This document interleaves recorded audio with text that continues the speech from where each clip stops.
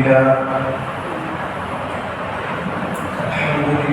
رب العالمين، والصلاة والسلام على سيد المرسلين محمد وعلى آله وأصحابه أجمعين. أما بعد، فأعوذ بالله من الشيطان الرجيم.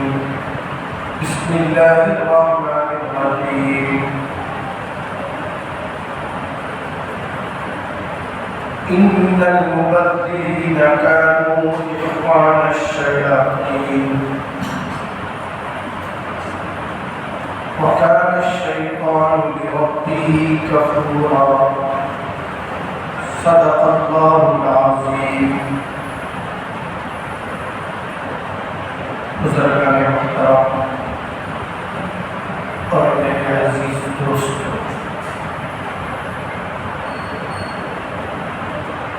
اس سے پہلے جولائی میں یہ بات ہمارے سامنے آئی تھی کہ حضرات صحابہ رضی اللہ عنہم نبی کریم صلی اللہ علیہ وسلم سے اپنی جان سے زیادہ محبت کرتے تھے. انہیں اپنی جان کی تکلیف کی بھی پرواہ نہیں ہوتی تھی. مال تو بہت آسان چیز تھی. حضور صلی اللہ علیہ وسلم کی محبت میں صحابہ نے مال کو مال نہیں سمجھا، بلکہ اس وقت یہ سمجھا کہ اس مال کے ذریعے حضور صلی اللہ علیہ وسلم کی خوشنودی حاصل ہو جائے.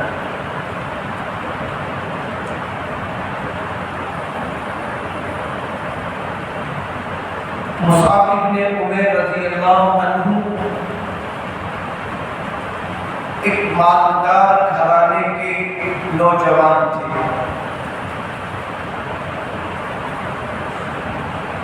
ان کے باپ ان کو قیمتی سے قیمتی جوڑا پہناتے تھے. 200 درہم کا ایک جوڑا روزانہ پہنا کرتے تھے. درہم کہتے ہیں چاندی کے سکوں، اور 200 درہم کی قیمت آج کے لحاظ سے دیکھا جائے تو لاکھوں روپے سے زائد ہوتے ہیں. اتنا قیمتی لباس حضرت مصعب بن عمیر رضی اللہ عنہ پہنا کرتے ہیں.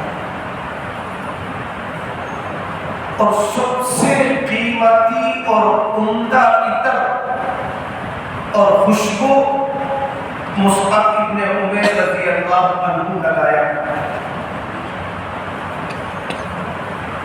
علماء نے بتایا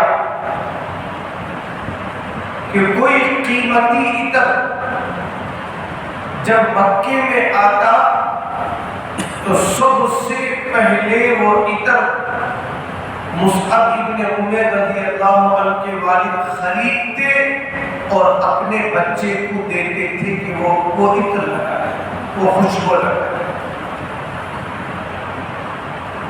اور خوشبو میں اتنی مہک تھی، جس گلی سے مصعب بن عمیر رضی اللہ عنہ گزر جاتے تھے، گلی کے لوگوں کو پتہ چل جاتا تھا کہ یہاں سے مصعب بن عمیر رضی اللہ عنہ گزرے. ان کے پاس یہ دین صحابہ کرام نے پہنچایا، اللہ نے ان کو ایمان کی ہدایت دے دی۔ اب انہوں نے اسلام کو قبول کر لیا۔ اس زمانے میں اسلام کو قبول کرنا اپنے آپ کو تکلیف میں ڈالنا تھا۔ اب مصعب بن عمیر رضی اللہ عنہ ایمان لائے تو آپ کا چچا جانی دشمن بن گیا۔ اس وقت مصعب بن عمیر رضی اللہ عنہ کے والد کا انتقال ہو گیا۔ اس زمانے میں چچا جو ہے بھتیجے کے مال کو قبضے میں لے لیتا تھا، عورتوں کو تو دیتے ہی نہیں تھے۔ اب پورا خرچ یہ چچا کرتا تھا۔ اب اس نے مصعب بن عمیر رضی اللہ عنہ سے کہا کہ محمد صلی اللہ علیہ وسلم کے دین کو چھوڑو، اپنے باپ دادا کے دین کو پھر سے اپنا۔ مصعب بن عمیر رضی اللہ عنہ نے انکار کر دیا، جو دین میں نے پسند کیا ہے اسی دین میں اللہ نے دنیا اور آخرت کی کامیابی رکھی۔ اب اس کے چچا نے دیکھا کہ باتوں سے نہیں مان رہا ہے تو کہا کہ اگر تو دین کو نہیں چھوڑے گا تو یہ دولت اور وراثت تجھے نہیں دی جائے گی، تاکہ اس ڈر سے وہ دین کو چھوڑ۔ لیکن مصعب بن عمیر رضی اللہ عنہ نے کہا کہ میں کسی بھی حال میں دین کو نہیں چھوڑوں۔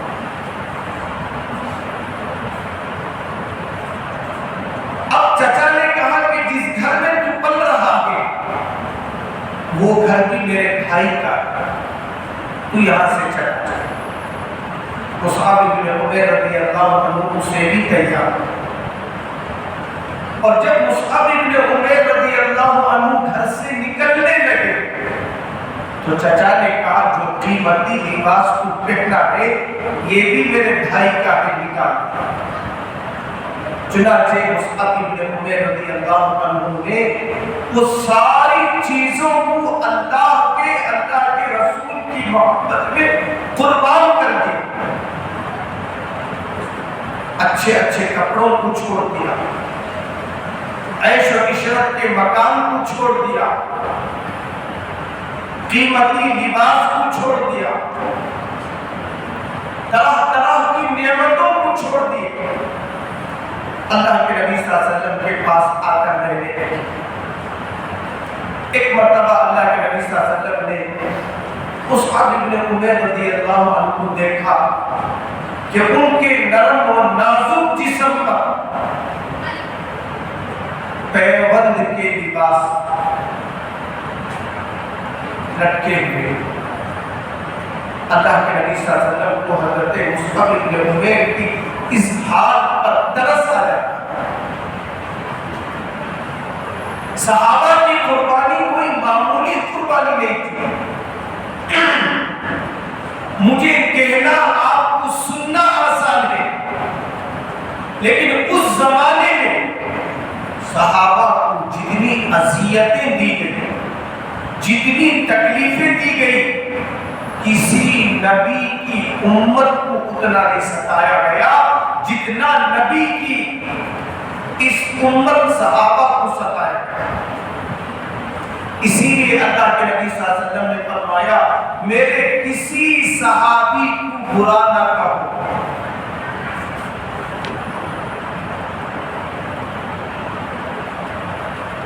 ان کے کھجور کا ادنا صدقہ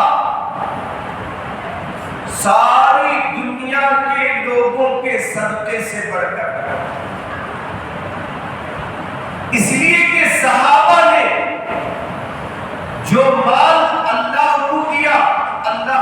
کے راستے میں دیا وہ پورے کا پورا دے دیا. ہم اپنے مال کا ذرہ اللہ کے راستے میں دے دیں. اللہ کے نبی صلی اللہ علیہ وسلم کے صحابہ ایسے تھے جب بھی کوئی بات کہتے صحابہ اپنی خواہشات کو چھوڑ دیتے. نبی کے فرمان پر فوراً عمل کرتے تھے چاہے اس میں ان کا کتنا ہی نقصان کیوں نہ ہو. حضور جس چیز کو پسند نہیں فرماتے اپنے لیے بھی وہ طبیعت پیدا کر دیتے تھے, اس چیز سے رغبت میں نہیں ہوتی. ایک مرتبہ ایک صحابی کے ہاتھ میں حضور صلی اللہ علیہ وسلم نے ایک انگوٹھی سونے کی دیکھا. آپ صلی اللہ علیہ وسلم نے وہ انگوٹھی ان کے ہاتھ سے نکالا اور پھینک دیا. فرمایا مردوں کے لیے سونا حرام ہے. اب اللہ کے نبی صلی اللہ علیہ وسلم چلے گئے تو بعض صحابہ نے مشورہ دیا کہ اس انگوٹھی کو اٹھاؤ, تمہارے گھر کی مستورات کو دے. عورتوں کے لیے سونا حلال ہے, مردوں کے لیے حرام ہے. اللہ کے نبی صلی اللہ علیہ وسلم نے مردوں کے لیے حرام فرمایا ہے, لہذا تم نہیں پہن سکتے, عورتوں کو گھر کے دے دو. یا اس انگوٹھی کو فروخت کر کے جو پیسے جو روپے آئیں گے وہ غریبوں میں تقسیم کر دو. قربان جائیے حضرات صحابہ, انہوں نے فرمایا جس چیز کو اللہ کے نبی نے پھینک دیا اس کی طرف دیکھنا بھی مجھے گوارا, اس کی طرف دیکھنا بھی مجھے گوارا. یہ وہ صحابہ تھے ان کو بھی مال کی ضرورت تھی, ان کے ساتھ بھی خرچ لگے ہوئے تھے, لیکن انہوں نے دیکھا حضور نے اپنے ہاتھوں سے پھینک دیا تو پھر اس کی مجھے کوئی ضرورت نہیں. دوسری ضروری بات یہ ہے کہ اس چیز کے جانے کا بھی صحابہ کو افسوس نہیں ہوتا. ابو بکر صدیق رضی اللہ عنہ جب ایمان لائے بہت بڑے مالدار تھے. ایک وقت ابو بکر صدیق پر ایسا آیا رضی اللہ عنہ, اپنے جبے اور کرتے میں بجائے بٹن کے کیکر کے کانٹے لگے ہوئے تھے. پورا مال اللہ کے راستے میں بٹا. اللہ نے جبرائیل امین سے کہلا کر بھیجا, اے نبی آپ ابو بکر کو میرا سلام کہہ دو اور ابو بکر سے پوچھو اے ابو بکر اس حال میں بھی تم اللہ سے راضی ہو. اللہ کے نبی صلی اللہ علیہ وسلم نے ابو بکر رضی اللہ عنہ کو خوشخبری سنائی, اے ابو بکر ابھی جبرائیل آئے, تمہیں اللہ کا سلام سنایا اور اللہ تم سے پوچھتے ہیں اس حال میں بھی تم اللہ سے راضی ہو. ابو بکر صدیق رضی اللہ عنہ کے آنکھوں میں آنسو آ گئے, پوچھنے لگے اے اللہ کے نبی صلی اللہ علیہ وسلم کیا اللہ کا سلام ابو بکر کے نام آیا؟ بزرگوں صحابہ کو اپنے مال کے جانے کا ذرہ برابر افسوس نہیں. صحابہ جانتے تھے اگر ہمارا تھوڑا سا مال بھی اللہ قبول کر لے ہماری نجات اور مغفرت کے لیے کافی. لیکن اللہ ہر ایک کے مال کو قبول نہیں کرتا.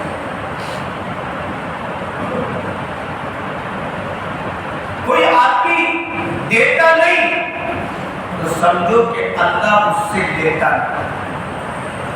اللہ محتاج نہیں, اللہ مالوں کا مالک ہے. آج اس کے پاس ہے کل اس کے پاس جا سکتا. مال پر کوئی ہمیشہ مالک نہیں رہتا ہے. اللہ قرآن میں کہتے وَلِلَّهِ خَزَائِنُ السَّمَاوَاتِ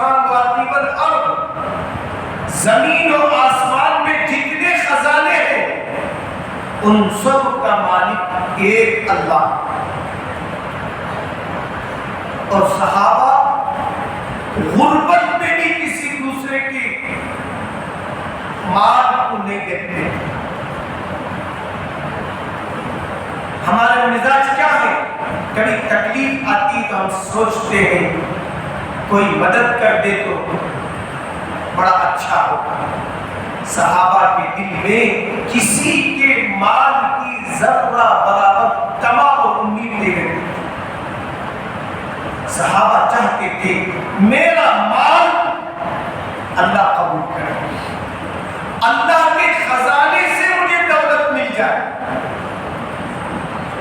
حضور صلی اللہ علیہ وسلم کے صحابہ میں غریب صحابہ بھی تھے، مالدار صحابہ بھی تھے۔ بعض صحابہ بہت بڑے مالدار تھے، ان میں عبد الرحمن ابن عوف رضی اللہ عنہ۔ جب یہ مکے سے مدینہ ہجرت کر کے آئے تو ان کے پاس کوئی مال و دولت نہیں تھا، بالکل خالی ہاتھ مکے سے آپ مدینہ آئے۔ جب مدینہ آ گئے حضور صلی اللہ علیہ وسلم کے پاس، تو حضور صلی اللہ علیہ وسلم نے مدینے میں جو انصار صحابہ تھے، ان انصار صحابہ میں سے ایک صحابی کو، اور جو صحابی مکے سے ہجرت کر آئے اس مہاجر ایک صحابی کو بھائی بھائی بنا دیا، جسے عربی میں مواخات کہا جاتا ہے۔ یعنی اللہ کے نبی صلی اللہ علیہ وسلم ایک صحابی مہاجر کو بلائے، ایک صحابی انصار کو بلائے، کہا کہ آج سے تم دونوں بھائی ہو۔ اس لیے کہ مہاجر صحابہ اپنا مال، اپنا مکان، اپنی تجارت، اپنی دولت، اپنا سونا، اپنا چاندی سب مکے میں چھوڑ کے اللہ کے لیے آ گئے۔ اب اللہ کے نبی صلی اللہ علیہ وسلم نے انصار صحابہ سے فرمایا ان کی بڑی قربانیاں ہیں، اس وقت تم ان کے معاون بن جاؤ، مددگار بن جاؤ، بھائی بن جاؤ۔ جیسا ایک بھائی کو کام آتا ہے، اس طرح مہاجرین کے تم کام آؤ۔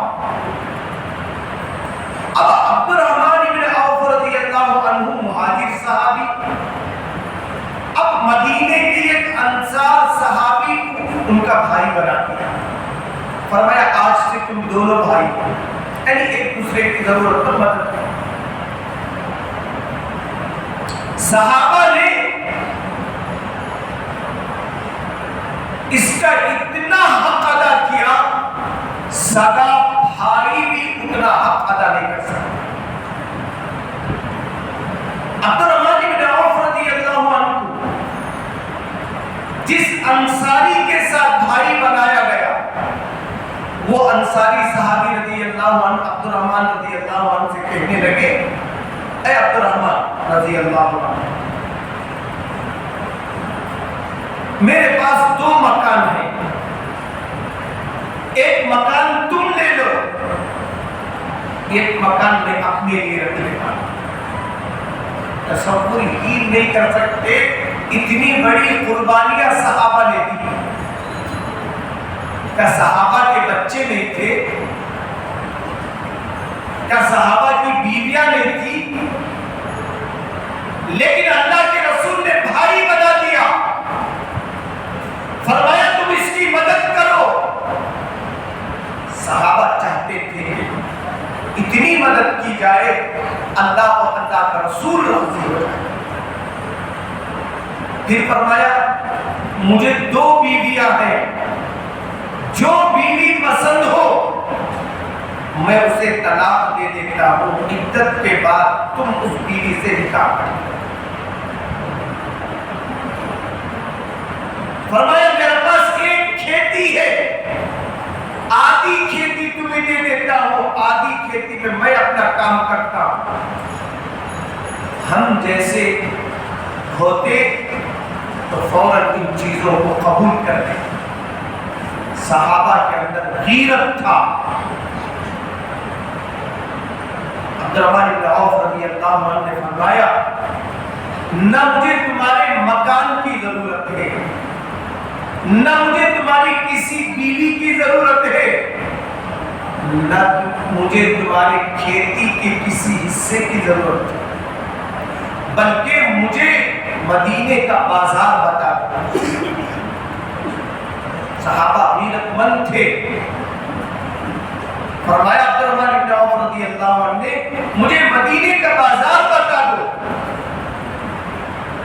وہ صحابی نے بہت اصرار کیا، نہیں قبول کر لو، کہا کہ نہیں، مجھے مدینے کے بازار بتا دو۔ مدینے کا بازار بتایا گیا تو تاریخ میں لکھا گیا ہے عبد الرحمن بن عوف رضی اللہ عنہ ستو بنا کر بازار میں بیچتے تھے۔